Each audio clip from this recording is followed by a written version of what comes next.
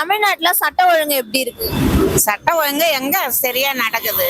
சட்டம் ஒழுங்கு இப்ப சரியா நடக்கவே இல்லை. பெண்களுக்கு ரொம்ப அநீதி தான் நடக்குது. பாதுகாப்பே கிடையாது. பாதுகாப்பே இப்ப வெளியில போறோம்னா ரொம்ப திருட்டு வேலை நிறைய நடக்குது. போர்ஜெட்லாம் நிறைய நடக்குது. அது சட்ட ஒழுங்கு கரெக்டா இருந்தாதான் பெண்கள் மகளிருக்கு ஒரு பாதுகாப்பு இருக்கும்.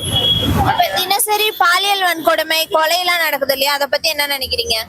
எங்களுக்கே ரொம்ப அதிர்ச்சியா தான் இருக்கு. இது எப்ப கட்டணமா வரும், இது யாரு இதை கரெக்டா கொண்டு வருவாங்க அப்படின்றது ஒரு பயம் இருக்கு. இப்படி வருவாங்களா அப்படி போவாங்களான்றது எங்களுக்கே தெரியல. யார் வருவாங்க என்ன பண்ணுவாங்க அப்படின்றது. வரவங்க அந்த வன்கொடுமைலாம் அதை சீர்திருத்தம் பண்ணணும். ஓகேவா? அதுதான் எங்களுக்கு ரொம்ப பெண்களுக்கு ஒரு பாதுகாப்பு இருக்கணும். குழந்தைங்களுக்கு நிறைய கடத்திட்டு போயிடுறாங்க. குழந்தைங்களை இப்படி வெளியில விடவே முடியல. குழந்தைங்க எல்லாம் அதுங்களையும் கொண்டு போய் பாலியல் விருத்தகம் பண்றாங்க.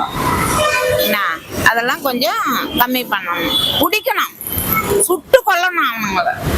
ஆமா, எல்லாம் நிறைய நிறைய நாங்க பாக்குறோம். நிறைய சீரியல்ல, இது டிவில, நாங்க செல்லுல நிறைய பாக்குறதுனால எங்களுக்கே ஒரு அதிர்ச்சியா இருக்கு. இப்படிலாம் நடக்குது அப்படின்னு சொல்லிட்டு.